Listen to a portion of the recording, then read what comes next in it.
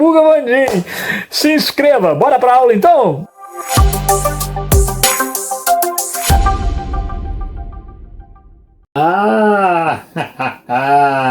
Olha a gente aí, hein? Já na República Velha. Viu como que o tempo avua?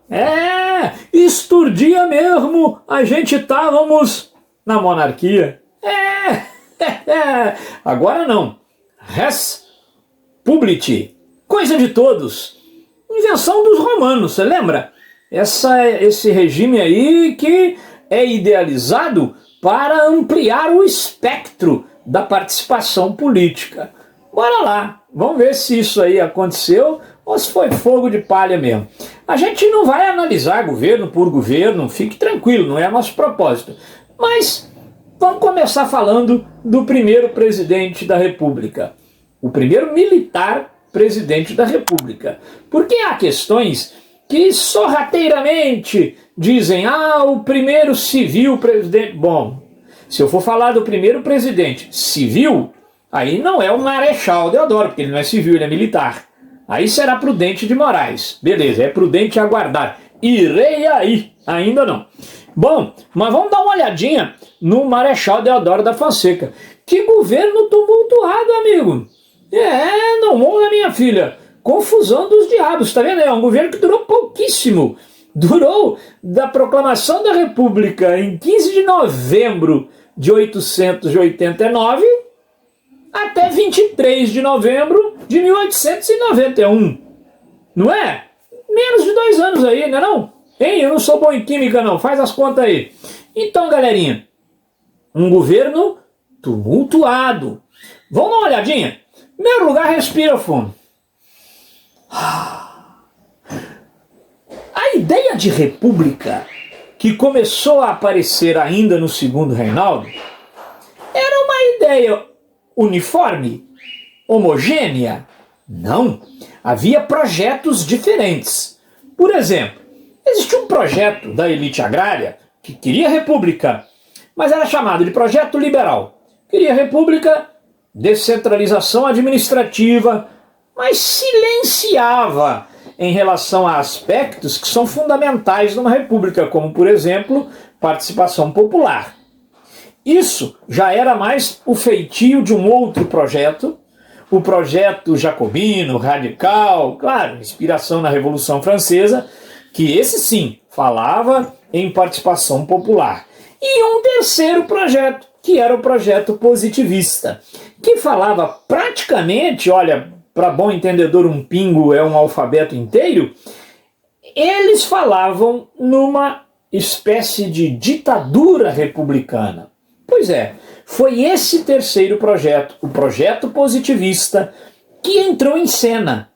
Então, hora nenhuma, no governo de Deodoro, a gente vai ver a ampliação da participação política para toda a população brasileira.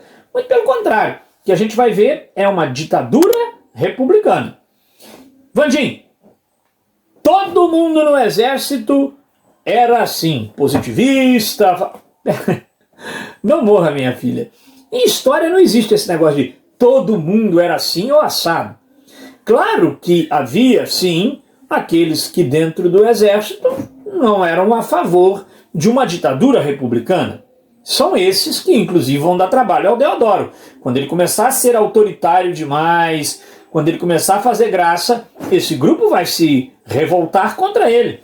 Ora, é um grupo militar revoltando-se contra um outro militar, ok? Olha o Deodoro escorregando aí, você viu? Hein? Pois é, um governo breve, até o celular lá vai tombando, porque sabe que o governo vai durar pouco. Não morreu, minha filha. Então, muito bem. Quais são as características do governo Deodoro? Instabilidade política e crise econômica. Instabilidade política. Ele vai enfrentar revoltas como revolta da Armada. Inclusive, ele vai renunciar por conta da segunda revolta da Armada. O seu sucessor também vai enfrentar a revolta da Armada. Tá bom? A Armada, Vandim, é o quê, hein? Armada. A Marinha. A Armada. Entendi.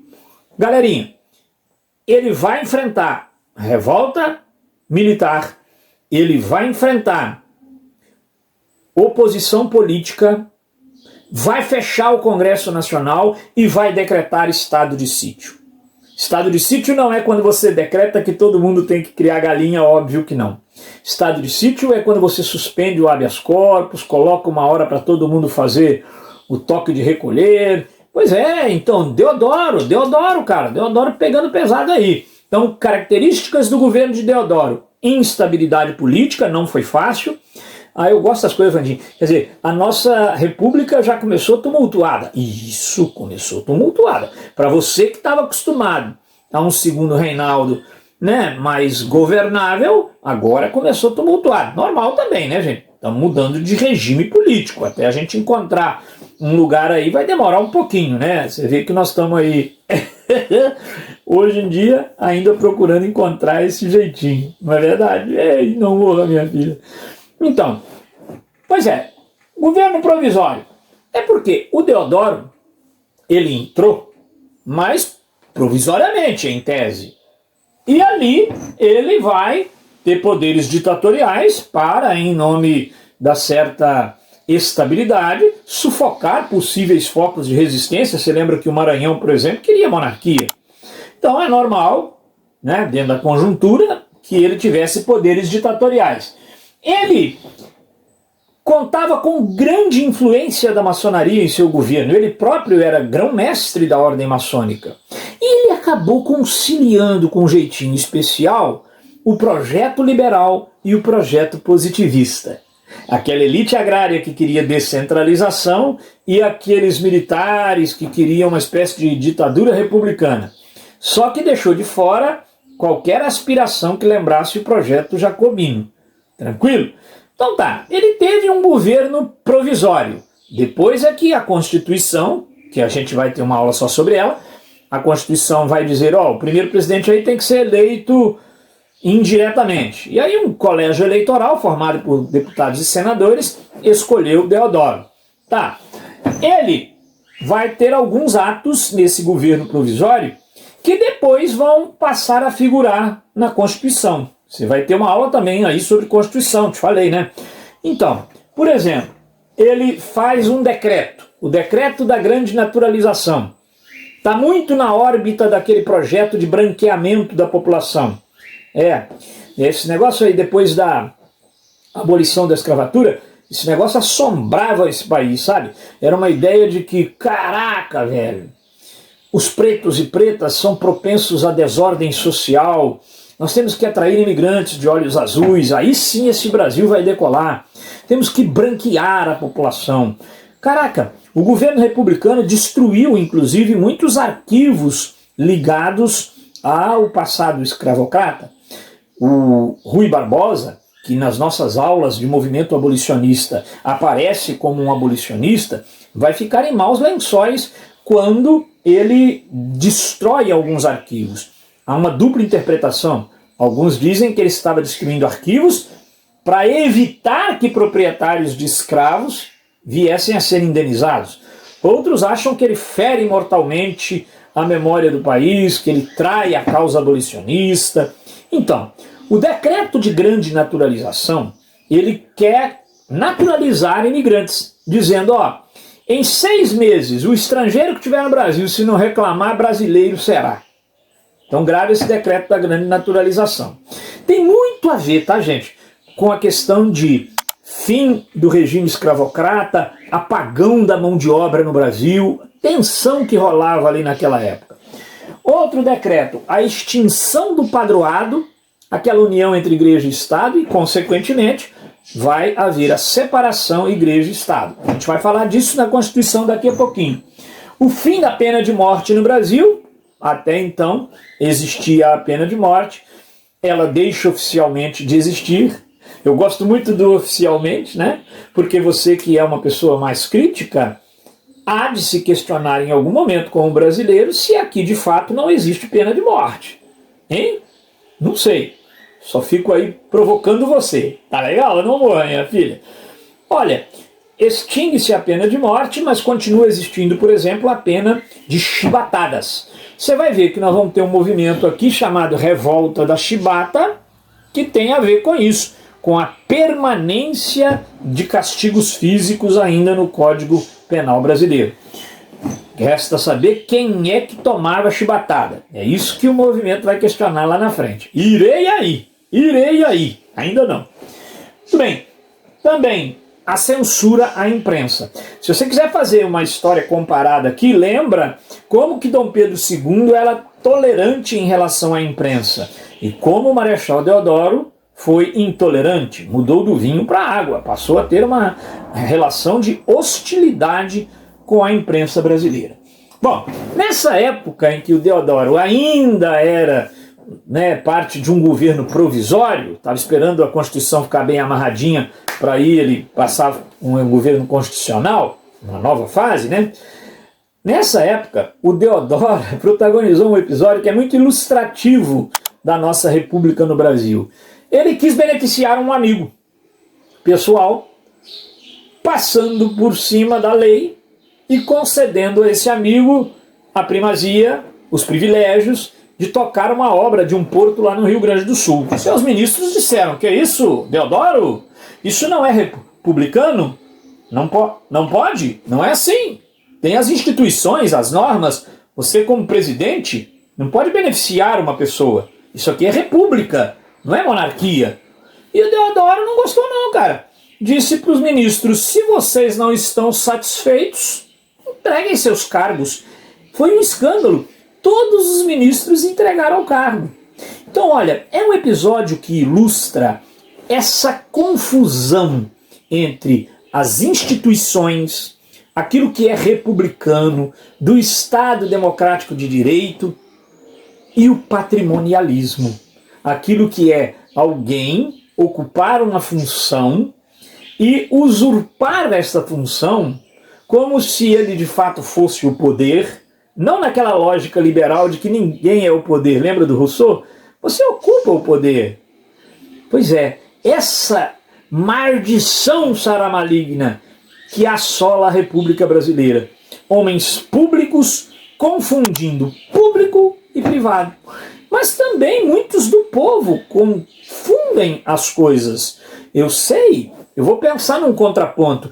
Quantos prefeitos, quantos vereadores têm que atender pessoas arrogando para si, pedindo jeitinhos, pedindo privilégios? E quando esses políticos, eles são raros, mas existem, dizem: olha, não posso agir assim com você, eu não posso mandar uma máquina alisar a sua estrada de acesso ao sítio, pera lá, eu tenho que olhar o coletivo. Essas pessoas tomam ódio do político e saem falando que ele é um mau político. Então, é uma tarefa que se impõe aos políticos, mas também a nós, cidadãos. O que é republicano, afinal? O que é público? O que é privado?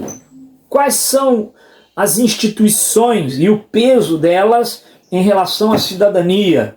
São questões. Esse episódio do Deodoro ilustra que isso não estava bem claro no início da República. Será que está claro hoje? Muito bem. Nessa nova fase, então, o governo constitucional, Deodoro foi escolhido, só que na época tinha uma coisa estranha. Eram duas eleições. Você tinha eleição para escolher o presidente e eleição para escolher o vice. Acredita que o vice, o Marechal Floriano, teve mais votos do que o próprio Deodoro? E eles se estranham desde o início.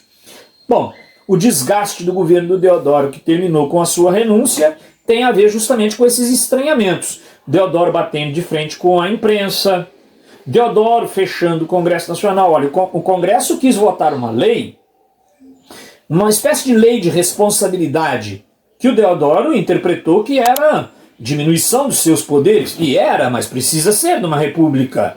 E o Deodoro não gostou, fechou o Congresso, teve ameaça de guerra civil. A população disse que se o Deodoro não reabrisse o Congresso, o pau ia comer, iam bombardear o palácio. Caraca, o Deodoro perdeu completamente condições de governar. Olha, ele acaba se aproximando de um grupo que era muito mal visto na sociedade, chamado de indenistas. Esses indenistas eram fazendeiros lá atrás, do tempo da monarquia, simpatizantes até da monarquia. Quando ele coloca, por exemplo, como ministro Barão de Lucena, que era um cara que lá na monarquia tinha sido grande expoente da monarquia, a galera fala: porra, o que é o Deodoro? Deodoro tá aí o quê? Agora enchendo o governo de monarquistas. um somatório de problemas. No meio disso aí teve até uma greve dos ferroviários para desestabilizar o governo de Deodoro. E aí, meu amigo, perde condições de governar. O que é isso? Perde apoio político. Ora, no presidencialismo tem isso, tá? Ele perde a governabilidade. E aí renuncia em favor de seu vice, o Marechal Floriano Peixoto. Força na peruca que nós estamos precisando. Ah, terminou de assistir? Gostou? Nem doeu, né? Então agora vai lá, se inscreva no nosso canal, espalhe a boa nova, vira e mexe, tem um vídeo novo por aqui. Se não tiver também, não te devo nenhuma satisfação, mas vai entrando aí que aparecem as coisas, tranquilo? Não passa aperto com história não. Vem pro Sabuga Vandim que aqui a gente sabuga. Se não for história, vai ter aqui. Se não for, a gente inventa pra ter aqui também. Abração, hein? Deixa o seu like e inscreva-se.